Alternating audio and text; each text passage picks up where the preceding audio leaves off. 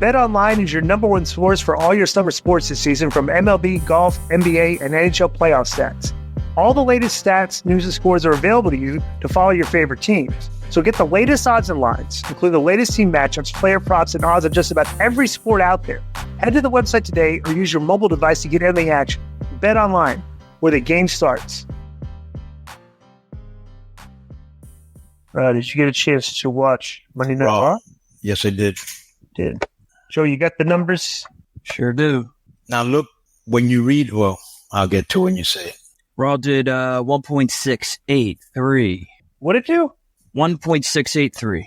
Oh, that's right. What did it do the week before? Can you look that up? They had a little dip here. Let me see that. Oh. Now it's the playoffs, bro. Raw last week. They're up 1.597. Okay, so they're up a little bit, right? Yeah.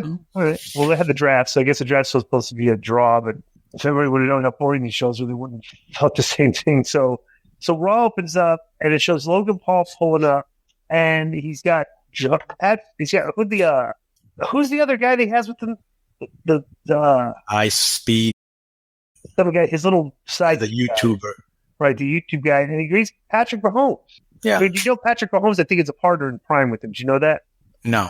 Yeah, because there's actually a Pat Mahomes autographed Prime bottle that you can get. Really? So yes, I think he's a partner with Logan here. Well, Logan is small, using Mahomes, using the other. Oh, bro, like this thing, Raw, the SmackDown has the ability to get the Super Bowl MVP, the best player in the league right now. And how cool is it? Yeah. What a cool shot, and it makes WWE look mega cool. That Judgment Day, even though they're heel, they're like a cool group, are walking in with Logan Paul and Mahomes, and I'm sure a lot of people know this Ice Speed guy who's a YouTuber, because Logan ain't gonna bring up no scrub with him. Right, it was kind of like a rub, right? Right, and he might even be a partner in that Prime bit or something. What you could tell is that Logan Paul, much like Conor McGregor, is a very shrewd businessman. Yeah. So they walk in, and they did a little stick with the Judgment Day. Then Pat McAfee's at ringside explaining what's going on. They showed the Performance Center again, and Becky Lynch comes out for a promo. Then Liv Morgan comes to join Lynch in the ring, and Morgan said Lynch owes her one because she took out Rhea. Then Morgan spoke about her revenge towards, and she won't stop until she gets everything she wants. Lynch conceded that she wouldn't be champion if it wasn't for what Morgan did to Ripley, then added that Morgan would be champion if it wasn't for what she did to Morgan. Nia Jax made her entrance for Cole Cookie noted that she'd been drafted to SmackDown. Nicole added that the rosters didn't lock until next Monday. Jax told the fans they were lucky she showed up.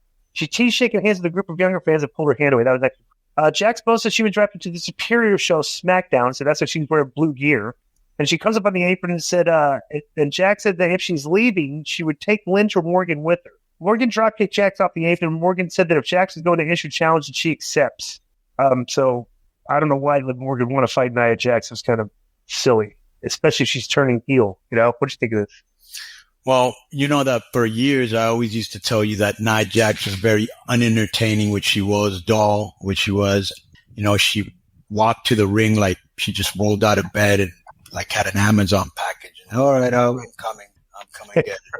And and the walking lava lamp and among other things. But bro, I have to give her credit. She's really good on the mic now. She's good at getting heat.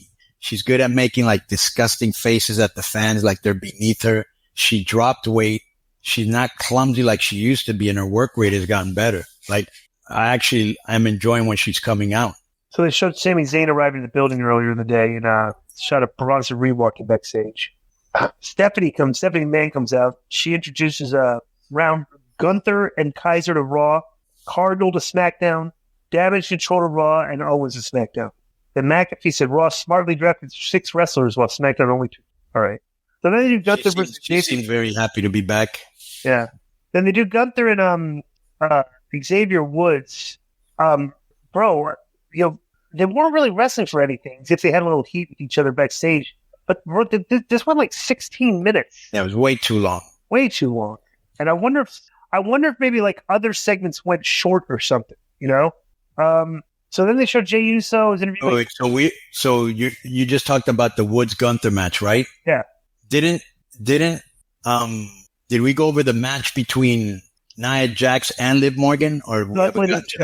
Okay, my bad. Yeah. So, bro, as usual, he just very physical match. Woods is very underrated worker. I thought it was hilarious when he beat Woods at the end. And you know how Woods was last year's King of the Ring? Mm-hmm. And he pretended he took the crown off his head and put it on his.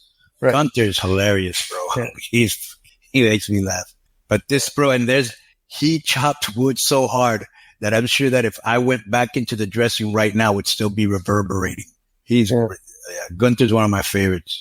So Jey Uso was interviewed backstage, and Logan Paul's name came up and said he was happy they signed a Paul brother, but just which was the one with the winning record. They can just talk about the boxing. So Cole and McAfee are talking about they told the story of Chiefs player Trey Smith, this kid that was like, so they're putting over this kid. Then Logan Paul and his buddy were introduced. They went to the draft party, and the crowd chanted CM Punk's name. Paul's buddy clapped, and then Paul said he had Punk's number. Paul had Urban introduce Patrick Mahomes, who was in the front row, and then Paul and his buddy announced the following picks: Punk to Raw, The Pride to SmackDown, Strowman to Raw, and Tiffany Stratton to SmackDown. Cole pointed out that Drew McIntyre might be pleased that Punk was drafted ahead of him, and then Paul and his buddy walked to ringside while Paul complained about Jey Uso bad-mouthing him. Paul called a fan stupid and told him the truth was that Damian Priest would beat Jerry. Paul said Jey made a mistake when he left the bloodline because he can't win a championship on his own. Then Jey Uso made his entrance and joined Paul inside the ring, and Jey played to the crowd and he's shutting Paul's mouth. Paul said Jey couldn't out-heat him because he's been doing it since 2017, and Paul said Jey isn't good on his own. That's why he's kicked out of the bloodline. Paul said he's tied with his bloodline. Then Finn Balor and JD McDonough walked to the ring without any music. Paul taunted Jey about being alone. Then Jey threw punches at Balor and McDonough, but the numbers got to him. Then Paul went to ringside, and Patrick Mahomes gave him the Super Bowl ring. And he put them on, and Paul tried to hit Jey with the ring, but Jey and he hit McDonough with a really good punch. And like everybody acted shocked and surprised. However, I did not like the way this ended because Jey Uso they had the funny camera shot where all three of them are staring down and looking down at McDonough. Right. And Jey's in the middle. They're like photo bombing it. Right. Then Jey attacked Balor. But I don't know, Paul was right there. The Paul got him and beat him with the rings and left him land. So the heels got the heat again. They did. Yeah. You guess they did. Yeah. So so that was actually an entertaining. Because it was very different. I did not want that out. I did not like that out. Hang on. So then Paul has started beat on Jey, and then Strowman comes out. And he takes away, and then Strowman got down and was jawing at all the football players at ringside. Right, yeah. That was a good visual, actually. It was. So he bumped into me outside of Meanie Mania. I was like, take a walk, big doofus. All right, so backstage, Chad Gable told R-Truth he drives a hard bargain, but he not regret it. And they shook hands on a deal. Kind of weird. The Miz arrived and questioned the deal, and Truth spoke about how they could be drafted by the Chiefs. After Truth left, Gable said Truth is quite the negotiator. Gable turned to leave, was blasted by a Sami Zayn kick, and then Zayn put his Intercontinental over his shoulder and walked away. So that was actually a good camera shot where he came out of nowhere. Yeah. I like the way they shoot those. The Booker T was interviewed by Kathy Kelly outside the Raw War Room. Booker said Jade Cargill being drafted was a game changer, and also touted CM Punk being drafted to Raw. And Drew McIntyre was standing behind Booker and say, "Tell me you didn't just say that." McIntyre spoke about winning the title at WrestleMania, and Booker asked if he meant the same title he didn't have around his waist. McIntyre said he knows how Booker really feels about Punk and then told Booker that he's changed. That was actually an interesting little comment there. What do you think of this little? And it was kind of, the thing is they need to explain that because for the insider fans or guys like us that we know that Booker has, not had very flattering things to say about CM Punk, you should tell the people that don't know about it. This is something AEW would do, where maybe Graves or whoever should have said, hey, in case you guys don't know, Booker and CM Punk haven't seen eye to eye for many years. That's what he was alluding to. Right. Maybe they did say this in the course of the show, but I just missed it. Yeah. So Sami Zayn against Bronson Reed. About 7 minutes in, Gable attacks him for the DQ. He's getting heat. He puts Zayn in the ankle lock, and then he's standing over him with the belt. But then Bronson Reed comes up behind him and gives him like the Death Valley driver. Then he's standing over the two of them holding the belt. So looks like they're going to have a triple threat. That's what I thought too. Yeah. So, which I'm not a fan of. I don't think that Bronson Reed should be in the middle of this angle. No, but they probably don't have anything to do with him, so they put him in there. Right. So round on the block. Yeah, the APA guys come out. Round 3 is the LWO to Raw. Legado del Fantasma to SmackDown, Drew to Raw, and Shinsuke to SmackDown. Then Drew came out. So that's weird. So that's weird, Disco, because they're separating these guys. Right. LW is going to Raw, and SmackDown is staying in. Then Disco are saying SmackDown. Yeah. Well, that's funny because they drafted the LWO, and it said includes Carlito. Yeah. Which is interesting. Very interesting. Yeah, that's true. Good point. So the broadcast team made a point of saying that Carlito was included with the LWO pick despite the fact he turned on the rest of the group on Friday. So Drew comes out and he's yelling at everybody for being drafted in the third round. They're very offended. McIntyre said Punk is now a corporate. McIntyre congratulated Punk for hurting him. McIntyre showed his elbow brace and he suffered a fractured elbow when Punk tripped him at WrestleMania. McIntyre boasted he taped it up and continues to work like a real man. Then Punk's music played. He's in the luxury box. He's like, I'm not sitting at home, Drew. I'm right here, you little. The McIntyre ran backstage to go find CM Punk up in the skybox. You know what's funny? I always think it's funny when like somebody challenges somebody and they're like, "Yeah, I'm right up here. Come get me." Because invariably, every time you run after somebody, you either get ambushed or something. Like, would you be all the way up in the skybox and say, "Come on up here and let's fight," and then run up there to fight him? I mean, maybe in the wrestling universe, so exactly. Probably being too nitpicky again. So Maxie Dupree was back there with Tozawa Notice. And let me ask you a question. I forgot to ask you this. What do you think of that verbiage between them two? It's all right. Yeah, I didn't think it was that hot. No, there hasn't been verbiage yet. Okay. We're going to get to the promo. But they did have a verbiage, yeah. No, they did. But remember they went chasing after and then we go to other stuff. Okay, you're right, yeah. So Maxie Dupree spoke with Tozawa Notice about eliminating two opponents from last week's Battle Royal. And Gable showed up and asked her where her title was. And he asked if they celebrate mediocrity now. And Gable told Tozawa he better not do his dance. And then told Otis and Tozawa to go win him the championship. Then Ivy Niles showed up after Gable left and told Dupree to get warmed up for a match. So Gable's chastising all these guys. I'm liking his work, by the way. Ron Breaker was interviewed by Kathy Kelly, and Breaker thinks that Adam Pearce says he's the best possible pick for Ross. He's there to take the place over. Sheamus interrupted, and Breaker took offense, and Sheamus said he was a big fan. Then Drew stormed by, like looking for CM Punk and distracted everybody. You're going to have to tell me what happened in this match because Candice LeRae wrestled Maxine Dupree and it didn't make it to anything that I viewed. 1 minute and 45 seconds.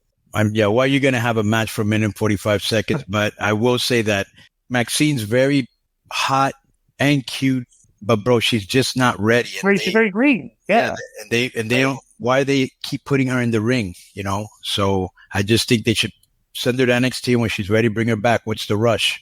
Because dude, there's no shortage of hot girls in the show that can work. Right. Exactly. Well, yeah. Right. I don't know. In NXT, there's about 6 girls I would have drafted before that last girl that they, the one you said, who? Right. Kiana James. Yeah. Right. Interesting. So Dominic shows up and sported a cheesy mustache and told his father that Judgment Day runs raw. Oh, wait, hang on. So the LWO is getting interviewed. Del Toro had his arm in a sling from recent surgery. Ray said he doesn't know why Carlito did what he did, but they have unfinished business. This would have been a good time to give Dragon Lee some verbiage. Because he's the guy that got attacked by Carlito. Yeah. No, it's not. But it's like, this is something where he should be, Yeah, saying something, even if it's in Spanish and some right. I'm like, Ray's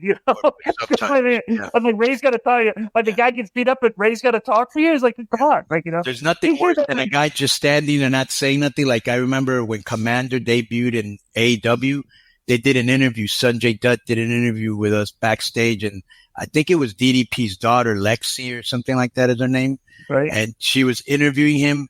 He doesn't know what she's saying. So his stepdaughter works at AEW. Yeah, she's the blonde girl that does the interviews backstage. That's Paige's stepdaughter.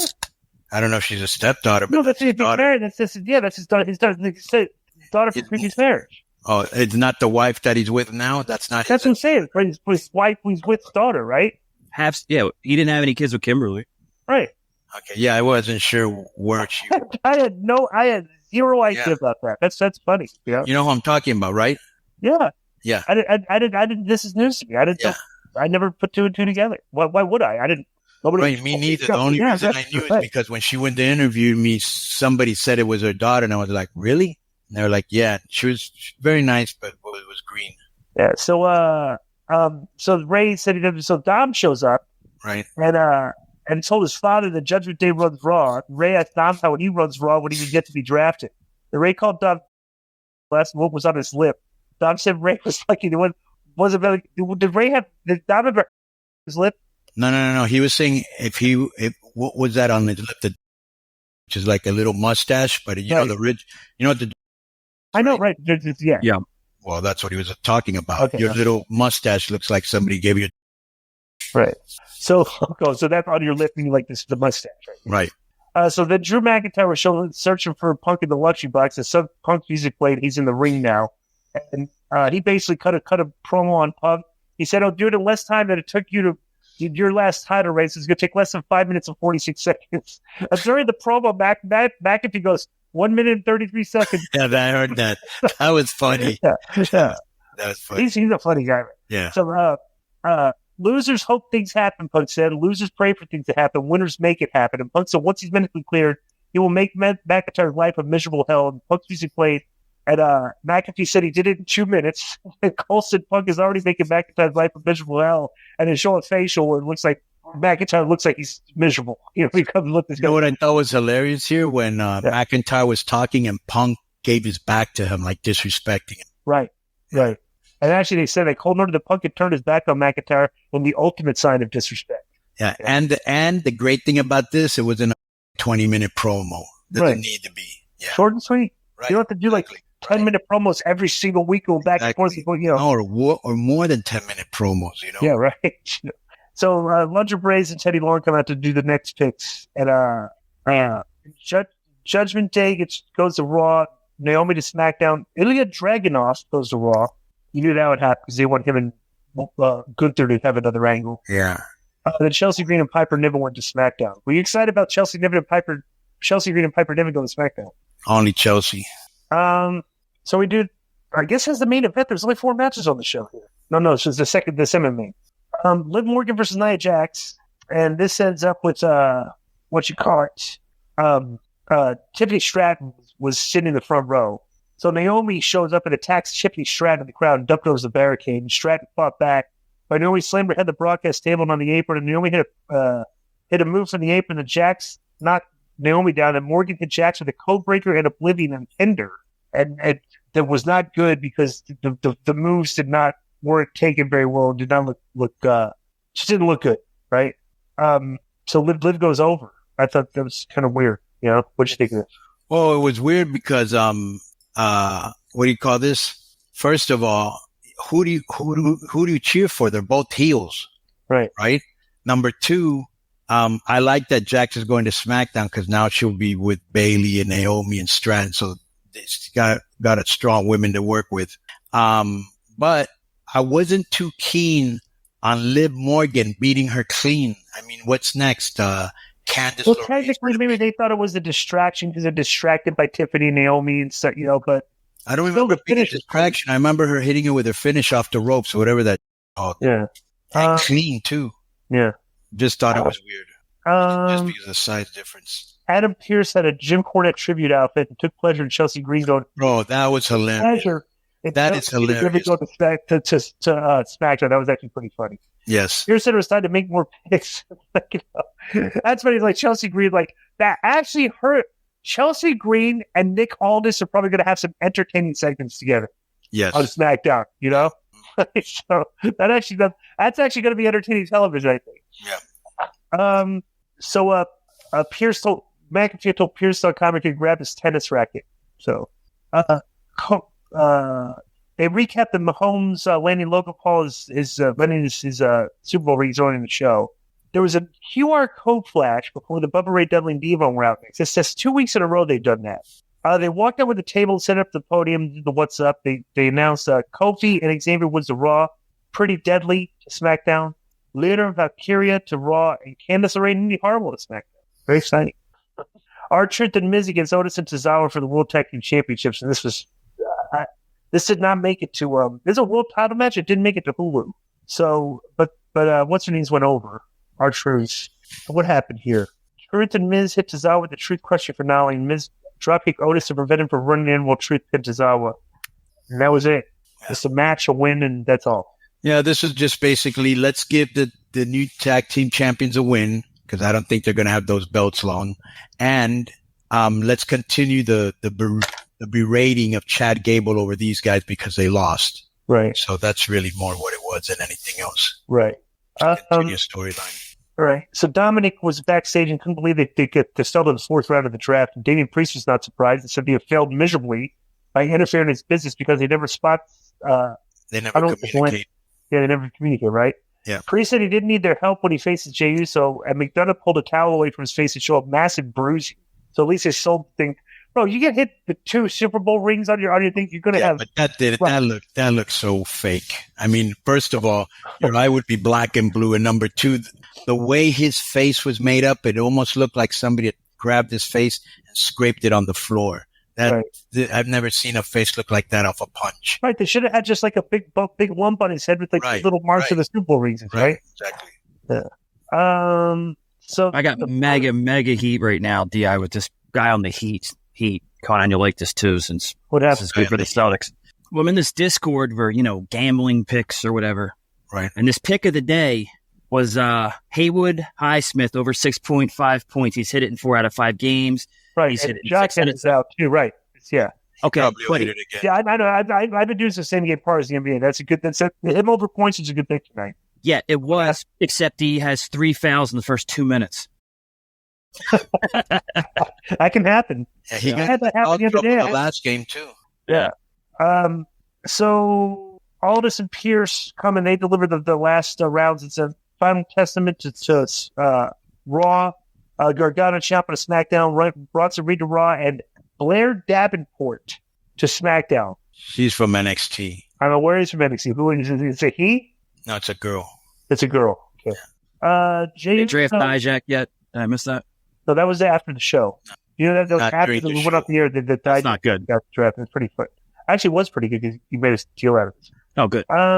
Ricochet spoke with David Leach, the director of the Fall Guy, and the sponsor segment. The Ricochet and Andrade it makes separate entries. Bro, this was a 6-man tag for nothing, and it's just Jey Uso, Ricochet, and Andrade against Damian Priest, Finn Balor, and JD McDonough. Clean finish. Then Priest and Jey would face to face, and Priest set up a side of Jason Yeet to close the show. I mean, like no heat, I'm not like this pay-per-view coming up is like, are you compelled by anything? No, but what they're trying to do here, as you know, Disco, as you can tell, is they're trying to make, Jay's very, very, very popular. They want to make him as strong as possible. I'm hoping so Priest beats him and start giving Priest some credibility.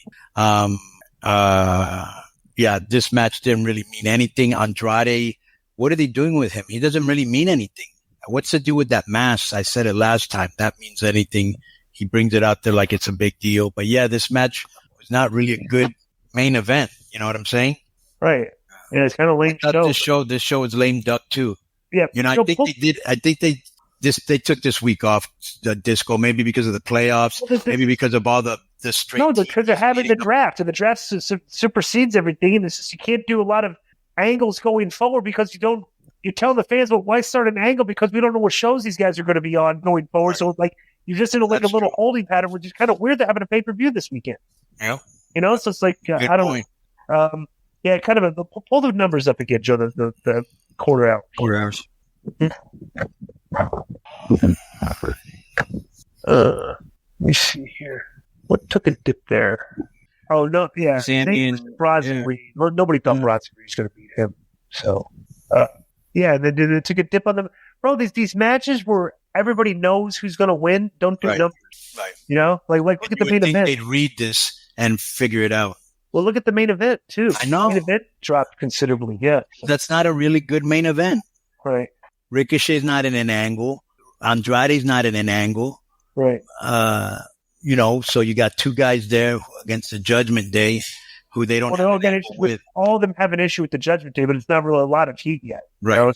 Yeah, so. All right. So that's been our... They're resetting. Go ahead. Boom. Yo, what's up? I just want to thank you guys for watching this clip. Don't forget to hit the like button, leave a comment, and subscribe. And join our YouTube membership for hours and hours of exclusive, unedited, uncensored content. And being a member will help you get involved in our upcoming live streams. Thank you for your support. Thank you for riding with us. I know you got a lot of other podcast choices, be it wrestling or other ones. And thank you for picking us. Boom.